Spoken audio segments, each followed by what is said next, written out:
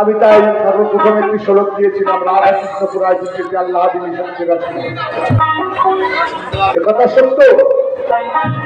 রাধা মানের গুরু বেশে এসেছে, কলির যুগের দ্বারে দ্বারে আমার গুরু গৌরাঙ্গ গুরু বেশে জীবের দ্বারে দ্বারে এসে কলির যুগকে ধন্য করছে। কিন্তু এর মধ্যে আমার আরেকটি সংশয় আছে বাবা।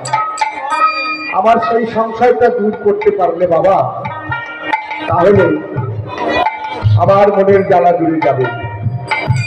তাই তুমি এসেছো এখানে কি করতে? কোন যুগে যে ধান পারেনি অর্পণ, সেই অনার্পিত ধান বিজাইতে অজানা জানাইতে আজ মতে উদয় হয়ে সেই ব্রহ্মেন্দ্রনন্দন। তাই না? অজানা জানানোর জন্য এসেছে কিনা বাবা, তাই না? হরে কৃষ্ণ, তাই তো? মাথা নাড়ো, ভালো লাগবে। যাই তুমি মাথা নাড়ো আনলে বলে ভাবো আমি ভুল বলছি।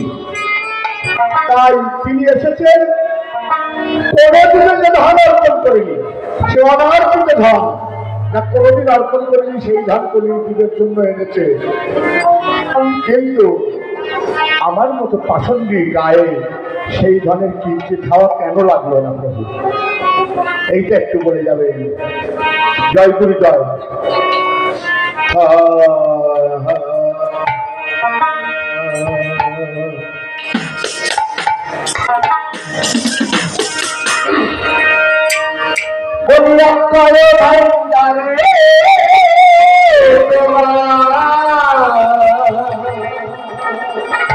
তোমার ভান্ডার অক্ষয় অক্ষয় শাশ্বত সনাত, যার কোন শেষ নেই, অনাদিকাল হইতে ছিল, আছে এবং থাকবে।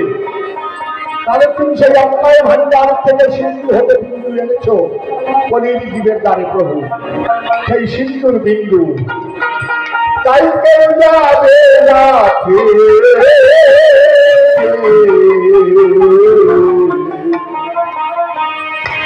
দয়াল নদী,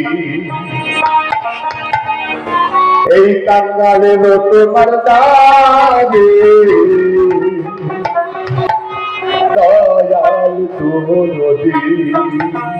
প্রভু তুমি তোমার অক্ষয় ভান্ডার থেকে সিন্ধুর বিন্দু এনে কলির জীবকে সবাইকে দান করছে। তুমি বলছো কেউ ফিরে যাবে না। তাই আমি জেনে তোমার দ্বারে ছুটে আসলাম প্রভু, তুমি আমায় কিছু চিন্তা করো, তাহলে তোমার এই সিন্ধু হতে বিন্দু দানে আমি ধন্য হব, আমার মানব জীবন সফল হবে গো। তাই আমি এসেছি অক্ষরে ভান্ডারে তোমার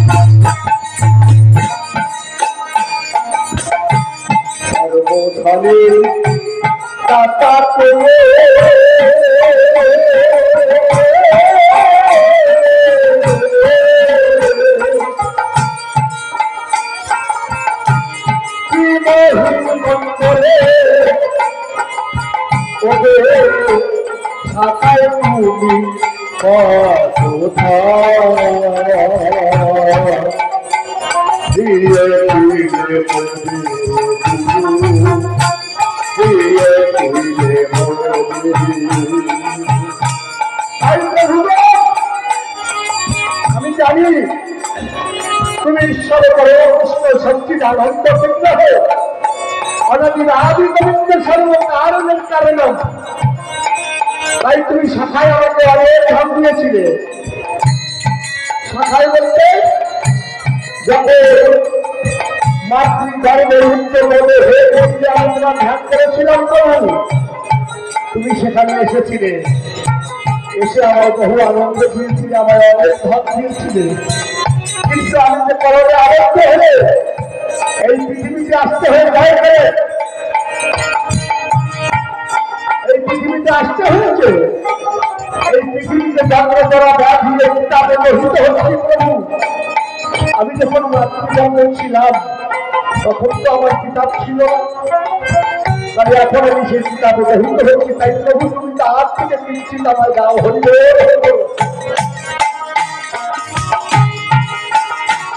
সর্বধামের দাতা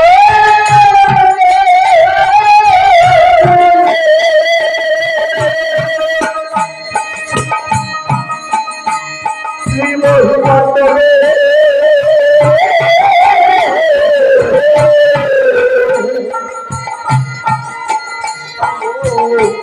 শাখায় তো বিখ্যাত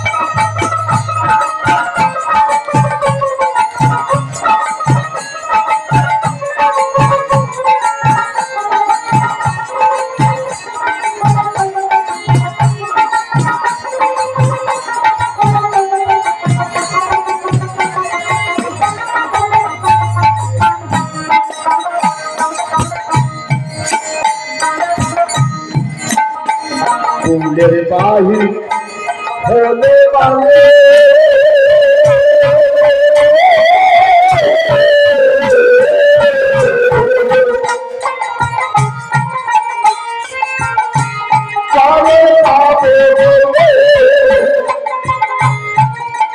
কত মহাপাপুর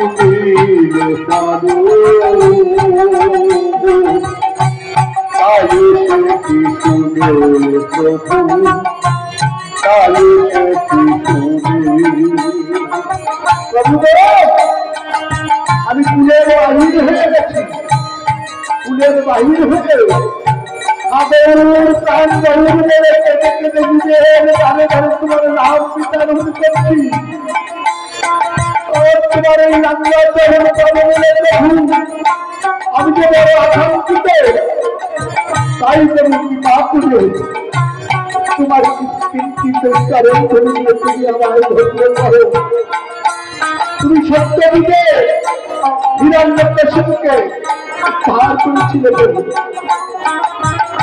পিতা যুগে অহল্যা আসামিকে উদ্ধার করেছিল, আর কলিযুগে কি করলে এই কলিযুগে জগাই বাবা ভাই পর্যন্ত বড় ওষুধ ছিল, তারা তাদের তুমি উদ্ধার করেছে। আর আমি সামান্য একটি দিন প্রভু কিন্তু আমায় কারণ তুমি দিয়ে আমায় উদ্ধার করো।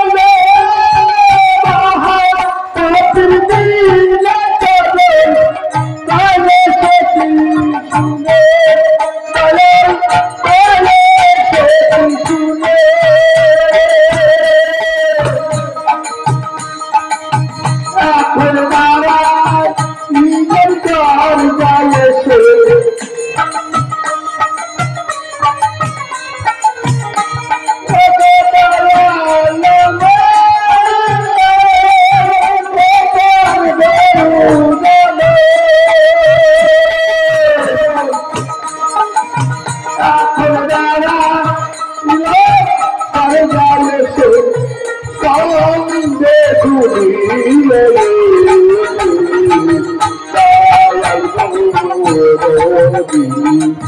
বাঙ্গাল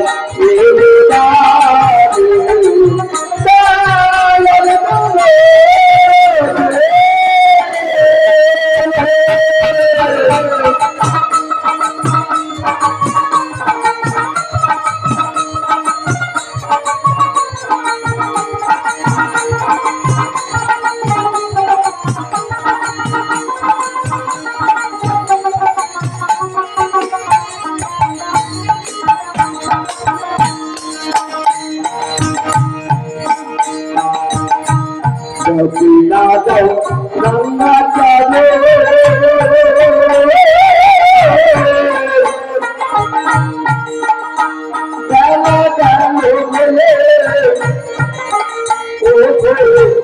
দাতার ভালো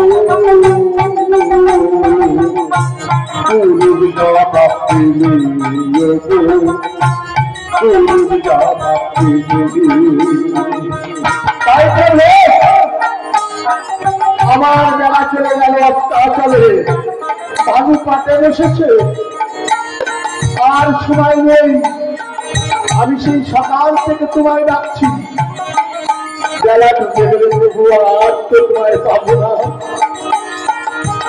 তাই শেষকালে এসে তোমার দরবারে এসে দাঁড়িয়ে বলছে যাই কিনা দাও রান্না করো বেলা গেল দিয়ে দাতার চেয়ে বহিনী আলো তুমি জবাব পেয়ে প্রভু তুমি যদি না দাও তাহলে বলো আমি চলে যাই তোমার দরজায় এসে সেই সকাল থেকে দাঁড়িয়ে আছি সকাল থেকে মানে বলছে নবজৈবনে কৃষ্ণ ভজে কৃষ্ণ পাবার আসে মধ্য বয়সে কৃষ্ণ ভজে কৃষ্ণ আসে কিনা আসে আর বৃদ্ধ বয়সে কৃষ্ণ ভজে কেবল জমেরই তার আসে আজ আবার সেই মধ্য বয়সে চলেছে বাবা আমি বৃদ্ধ বয়সে পৌঁছতে চলেছি তাই তুমি যদি আমায় দাও তাহলে বলো আর না দাও তুমি জবাব দিয়ে দাও হবে না আমি চলে যাবো তোমার দরজার সামনে আমি দাঁড়িয়ে থাকবো না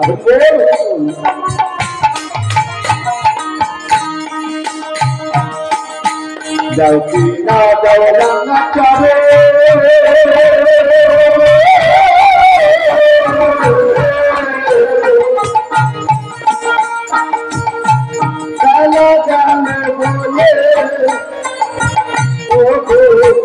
দাতার চেয়ে বহি ভালো